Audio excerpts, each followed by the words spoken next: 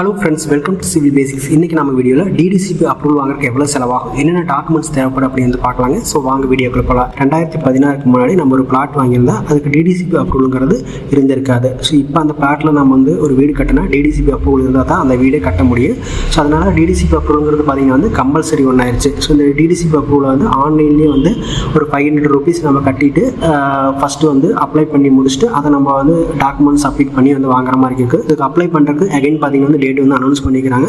இந்த July மந்த்லேருந்து next year 2026 June வரைக்கும் apply பண்ணலான்னு சொல்லியிருக்காங்க. இதுக்கு என்னென்ன டாக்குமெண்ட் தேவைப்படும் அப்படின்னு பார்த்தீங்கன்னா விற்பனை பத்திரம், அதாவது சேல் டீட் தேவைப்படும். அடுத்து பார்த்தீங்கன்னா பேரண்ட் டாக்குமெண்ட், தாய் பத்திரம் அல்லது மூலப்பத்திரம்னு சொல்லுவோம், அது தேவைப்படும். அடுத்து பார்த்தீங்கன்னா வில்லங்க சான்றிதழ் ஈசி பார்த்தீங்கன்னா 2016 இப்போ தேதி வரைக்கும் நம்ம ஈஸி எடுக்கிற மாதிரி இருக்கும். அடுத்து பார்த்தீங்கன்னா நில வரைபடம் எஃப்எம்பி. ஸோ இது பார்த்தீங்கன்னா இண்டிவிஜுவல் சைட்டாக இருக்குது அப்படிங்கிறப்ப நமக்கு நில வரைபடம் கிடைக்கும். இல்லை நம்ம ஒரு பிளாட்டில் வாங்கியிருக்கோம் அப்படிங்கிறப்ப அந்த பிளாட்டோடைய ஸ்கெட்ச் இருந்தால் நம்ம அப்லோட் பண்ணுற மாதிரி. அடுத்து பார்த்தீங்கன்னா பட்டா, நெக்ஸ்ட் SPFW நம்பர், அதாவது சோல்டு பிளாட் ஃப்ரேம்வொர்க் நம்பர்.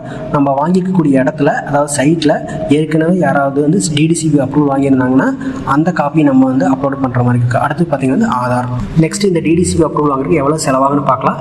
இது பார்த்தீங்கன்னா பஞ்சாயத்து, முனிசிபாலிட்டி, கார்பரேஷன் இந்த மாதிரி ஒவ்வொரு இடத்துக்கு ஒவ்வொரு மாதிரி வாங்கிட்டு இருக்காங்க. பஞ்சாயத்துக்கு பார்த்தீங்கன்னா ஒரு ஸ்கொயர் மீட்டருக்கு 77,000 ரூபா வாங்குறாங்க. அதாவது ஒரு ஸ்கொயர் ஃபீட்டுக்கு பார்த்தீங்கன்னா ஒரு 7 ரூபா 20 பைசா வர மாதிரி இருக்குது. இதே சென்ட்டுக்கு பார்த்தீங்கன்னா 3140 ரூபா செலவாகிற மாதிரி இருக்குது.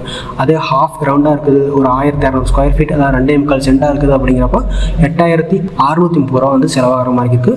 அடுத்து 1 கிரவுண்டாக இருக்குது, அதாவது 2400 ஸ்கொயர் ஃபீட்டு 5.5 சென்டாக இருக்குது அப்படிங்கிறப்ப 17,260 ரூபா செலவாகிற மாதிரி இருக்குது. அடுத்து பார்த்தீங்கன்னா முனிசிபாலிட்டி இருக்குது அப்படிங்கிறப்ப பார்த்தீங்கன்னா ஒரு ஸ்கொயர் மீட்டருக்கு 255 ரூபா வாங்குவாங்க. இதே பார்த்தீங்கன்னா ஸ்கொயர் ஃபீட்டில் 23 ரூபா 69 பைசா வர மாதிரி இருக்குது. சென்ட்டுக்கு பார்த்தீங்கன்னா ஒரு 10,300 ரூபா செலவாகும். இதே பார்த்தீங்கன்னா ஹாஃப் கிரவுண்டுக்கு 25,400 ரூபா செலவாகும். 1 கிரவுண்டுக்கு பார்த்தீங்கன்னா ஒரு 56,800 ரூபா செலவாகிற மாதிரி இருக்குது.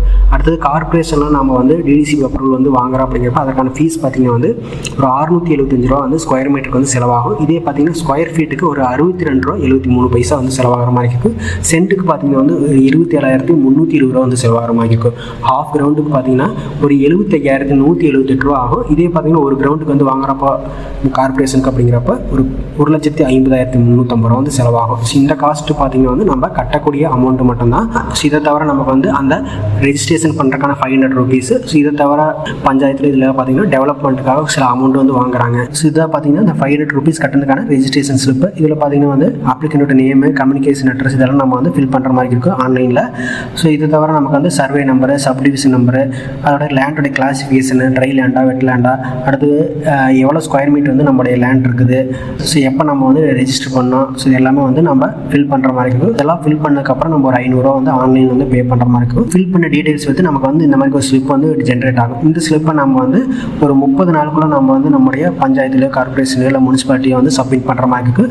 இது கூட பார்த்தீங்கன்னா நம்முடைய டாக்குமெண்ட்ஸோடைய xerox, parent document, sale deed, EC இதெல்லாமே வச்சுட்டு தேவையான டாக்குமெண்ட்ஸ் எல்லாமே வச்சுட்டு ஒரு விண்ணப்ப கடிதம் எழுதி நம்ம சப்மிட் பண்ணுற மாதிரி இருக்கும். சப்மிட் பண்ணி ஒரு 2 to 3 weeksல சைட் பார்த்துட்டு ஸோ அதுக்கப்புறம் ப்ரொசீட் பண்ணுவாங்க. ஸோ இது சம்மந்தமாக கவர்மெண்ட் சைட்லேருந்து சொல்லிக்கக்கூடிய ஜியோவில் பார்த்தீங்கன்னா 20/10/2026 முன் அமைக்கப்பட்ட அனுமதியற்ற மனைப்பிரிவுகளில் மேற்கண்ட தேதிக்கு முன் பதிவு செய்யப்பட்ட தனி மனைகளுக்கு எந்த காலக்கெடுவும் இல்லாமல் மனு பெறப்பட்டு வரமுறை செய்து கொடுக்கப்பட அறிவிக்கப்பட்டதை தொடர்ந்து அவ்வாறு தனிமனையாக வாங்கிய பொதுமக்கள் பயன்பெறும் வகையில் 1/7/2025 முதல் ஆன்லைன் ppa.tn.gov.in என்ற இணையதள முகவரி மூலம் விண்ணப்பங்களை பதிவு செய்யலாம் சொல்லிக்கிறாங்க.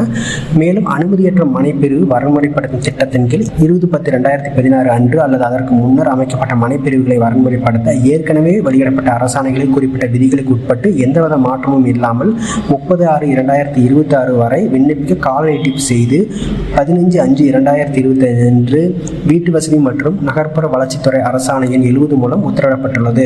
இந்த திட்டத்திற்கு விண்ணப்பிக்க விரும்புபவர்கள் 1/7/2025 முதல் www.tcponline.tn.gov.in என்ற இணையதள முகவரி மூலம் விண்ணப்பிக்கலாம் சொல்லிக்கிறாங்க. இதில் என்ன சொல்லிக்கிறாங்கன்னா தனி மனைகளுக்கு எந்த காலக்கெடுவும் இல்லைன்னு சொல்லிக்கிறாங்க. அதாவது 1/7/2025 நம்ம அப்ளை பண்ணிக்கலாம்னு சொல்லியிருக்காங்க. இதே நம்ம மனை பிரிவுகளாக இருக்குது அப்படிங்கிறப்ப 30/6/2026 வரைக்கும் தான் லாஸ்ட் டேட்னு சொல்லிக்கிறாங்க. ஸோ ரெண்டுக்குமே பார்த்தீங்கன்னா வெவ்வேறு வெப்சைட் கொடுத்துட்டாங்க. இது வரைக்கும் பார்த்த இன்ஃபர்மேஷன் உங்களுக்கு யூஸ்ஃபுல்லாக இருக்குங்க. நெக்ஸ்ட் ஒரு வீடியோவில் பார்க்கலாம். தேங்க்யூ.